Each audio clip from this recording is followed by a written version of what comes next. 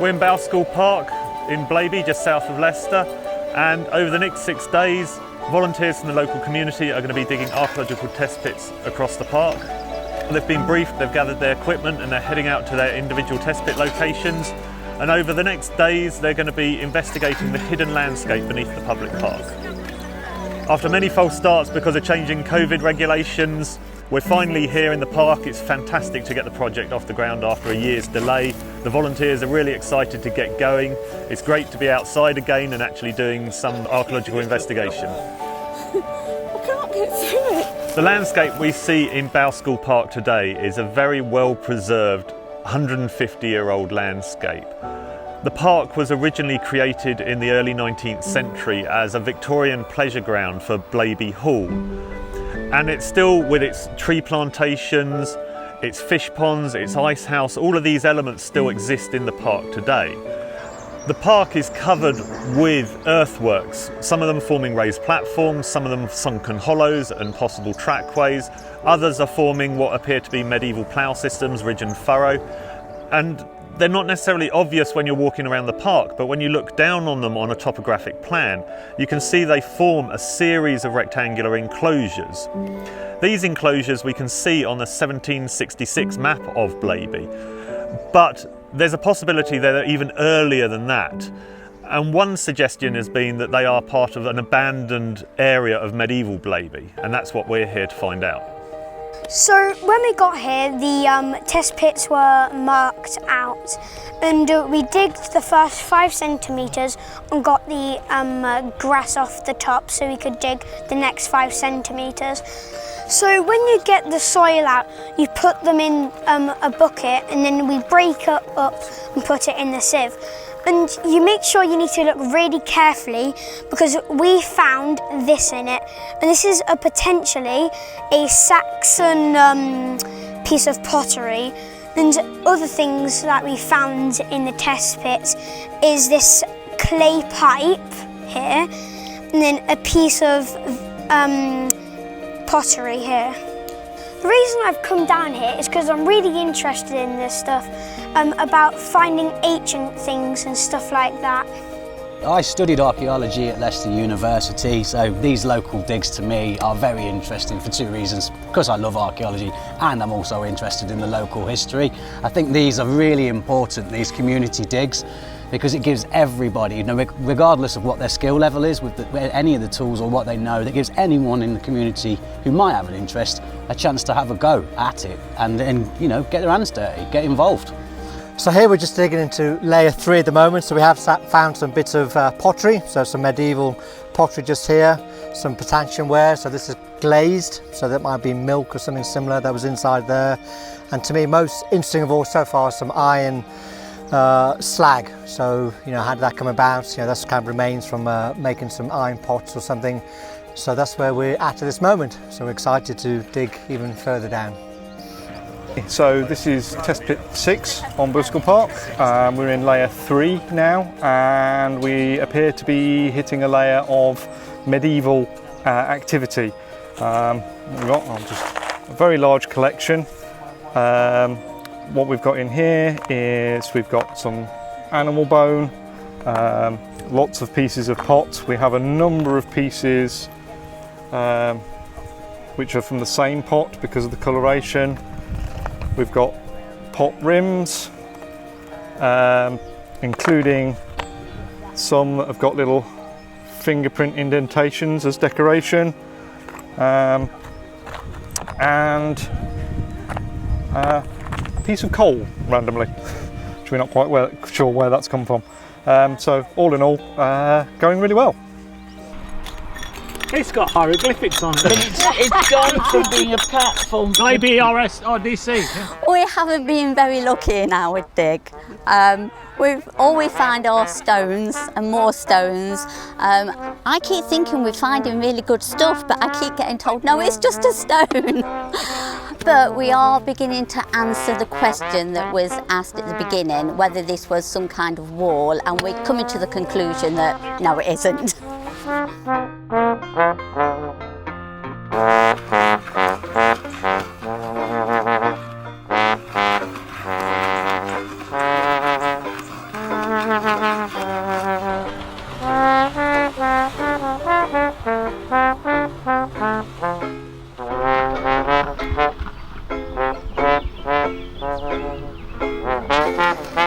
Once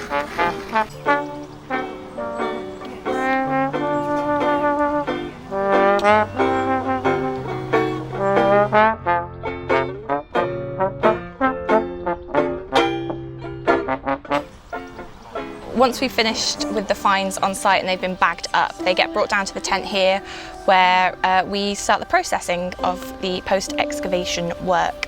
We will be working through the bags from each pit, giving them all a really good scrub. Most of it seems to be ceramic ware, so we're trying to have a look at the edges of the pots and the glaze if there are any, which will help us date it, and then any other material such as brick or industrial residue, which has been coming out quite a lot from some areas on the park. This is the first find that's quite interesting. So this has come from the south end of the site, and it's the rim of a jug, so you've got the curve and the spout here, and it's got some really nice liquid glaze on it, so this would have been tableware, and it's quite a nice fancy piece, and it's quite different to the stuff we're getting in the north end of the site, which are these smaller chunks of less fancy pottery that's been kicking around for quite a while and has broken down as it's ploughed through the soil. We're here today as finder washers as part of the dig. It is a crucial part of the excavation, and we're in a very privileged position here because we see exactly what the diggers have found, and they're brought to the table. For example, we've got 5 different pots here. This one has been used for a cooking pot because of the soot residue on it. We've got an old knife blade. We've got 3 different sorts of nails. One is possibly a hobnail, and these are all from pit 9, level 3. So as well as the community dig that we've got going on in the park today, as part of the Buried Bouskell project, we have also restored the Grade 2 listed ice house. The first spade that went into the ground for that actually was way back in September on a very rainy day. So before we started, the ice house really was in a sorry state of repair. The tunnel was on the verge of collapse and had to be propped up. When we unearthed the ice house, we did find a huge structural crack running across the dome, and it took us a little while to figure out how we were going to repair that. We put our heads together and came up with a method that would restore the crack in the ice house, but also preserve it for generations to come in a sympathetic way. So of course this took us way beyond our original date, right into the winter, and we did have a hard winter this year. There was an office joke that every time I came out to the park it was tipping it down, and they were absolutely right. We had the whole lot, rain, snow, sleet, and it did make for hard work for our contractors. In the end we had to build the ice house its own little shed. We had to use fleece blankets because we were working with lime mortars, and the temperature needs to be kept above a certain level in order for that lime mortar to set. So I'm really pleased to say that after quite a difficult restoration, the ice house is now finished and we are welcoming visitors.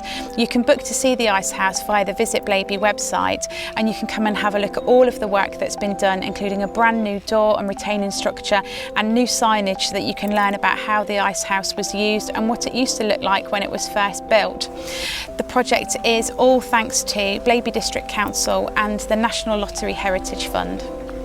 Before the days of mechanical refrigeration, having an ice house and being able to serve iced cold food at dinners and at parties for your guests was a real status symbol. And so whilst the ice house itself was a practical structure used by the servants, its presence in the landscape, the park landscape, was important as a status symbol. And so it was, as an earth mound, very visible from Blaby Hall.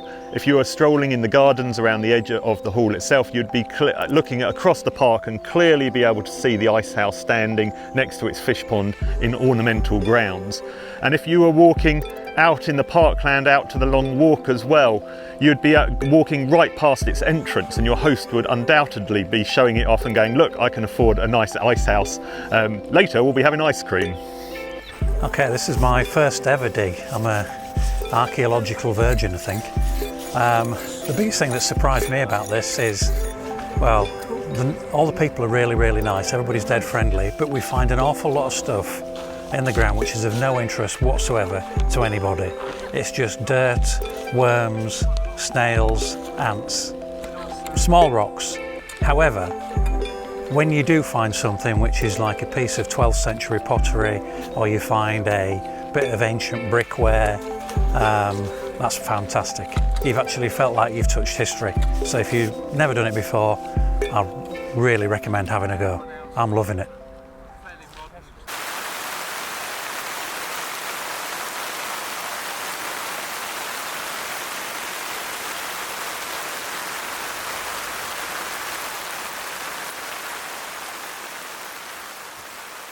So we started this morning and it was absolutely torrential rain. Luckily now that has cleared up and it is glorious. So we've had our lunch and we're all eager and raring to go. We've just entered the third spit, which we're hoping after this we're going to start getting some finds, because as of this morning we've not really found anything, so fingers crossed. We've gone down a couple of layers, so about 20 centimetres, and what we've actually found is some like medieval pottery, and actually we think that one might be a piece of bone as well. So there's a bit there. So we found quite a few of those, and we found well, some stones that we're not too sure about, but what we hope is that we find more and more things, maybe more bone, but we'll see, and we'll just keep ploughing on through. Some test pits are going to produce large quantities of material. Some are not going to produce much at all, if any material, and actually that's really useful. It might not be as exciting for the volunteers to dig, but those absences of evidence are just as crucial as the presence of pottery and large quantities of material, because they're going to narrow down our focus into specific activity sites within the park. So what we don't want is every single test pit producing a huge quantity of material, because then we're just going to get a sort of uniform picture. What we want to do is identify hot spots in the park of activity. You know what? It's the hope that kills you. A number of our test pits, particularly in the southwest quarter of the park, are coming down onto very compact gravel surfaces. These appear to be archaeological. Medieval pottery is coming from the top of them and from underneath them, which suggests that they are part of either paths or trackways or expansive yard surfaces in this area of the park. Another test pit nearby has uncovered a bit of a stone wall as well.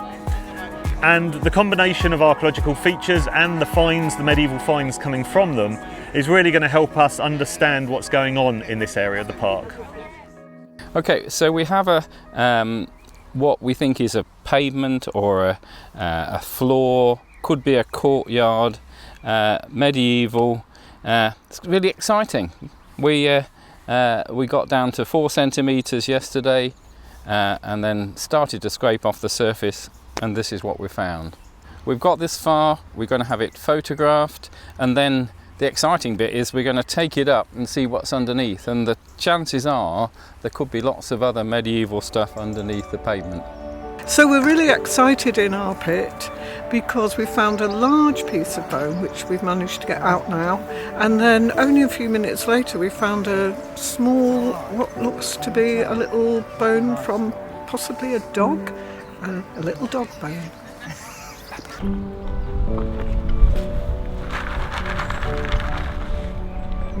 I like your moves. I wish I'd got that. What was that one? Oh my God, can I just talk? I tell you what, them masks have been a godsend this 12 months.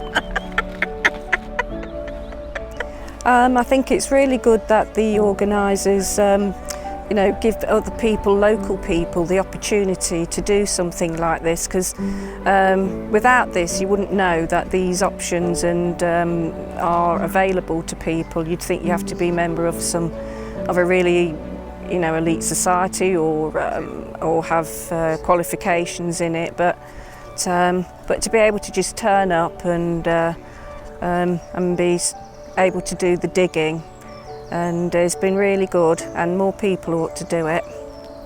The park is revealing its history and we've recovered finds from over 800 years worth of activity in this area. Everything from the present day use of the park. We've had a cigarette lighter come up from one of the test pits.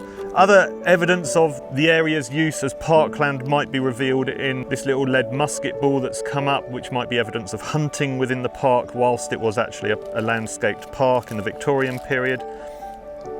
But then underneath it, as soon as we get into the soils underneath the park, especially in some of the raised platforms, we're producing lots of medieval pottery from some of the test pits. Some of it is really nice, large, unbroken sherds, sort of suggests that this pottery, once broken, hasn't moved too far from where it was thrown away. Others are tiny little, very worn sherds. The pottery itself is quite a tight date range though. It looks like it's all 12th to 14th century, and it's largely all everyday kitchenware, so storage pots, cooking pots. We're not seeing a lot of high status ware, tableware like glazed table jugs and bowls and things that you'd have whilst dining in a high status setting. So we're just wrapping up on day 2 of our dig here in our second test pit, because we managed to get through our first. We didn't find a tremendous amount of things, but we're not disappointed. It's been a great experience. Just want to thank the organisers really and everyone involved. We've had a lot of people coming in and asking us what we're doing, dog walkers and the like. So it's been a really interactive process, and it's really valuable for the community. So anyone listening who can organise more of these events, please do. Since working on the park, it's given me the opportunity to work with trained archaeologists who can actually tell me what I find in the ground. It's meant local people have walked up to us to have a look in our pits to see what we've found there. They didn't realise there was so much history on this park.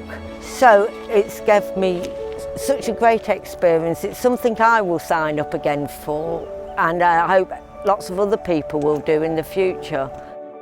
After 2 hard days digging, our volunteers have gathered back together again to find out what their test pits have revealed. We are giving them a quick debrief on some initial insights into the finds that have turned up, and our job now that the project has finished is to take all of that material away, analyse it in detail and bring all of this information from these 21 test pits together so that we can tell the story of Bouskell Park. We'll be making all the information and results from the project available online in due course, and I just want to thank all the fantastic volunteers and everybody else who's been involved in the Buried Bouskell Project 2021 for all their hard work. We couldn't have done this project without your efforts. Thank you. Well done.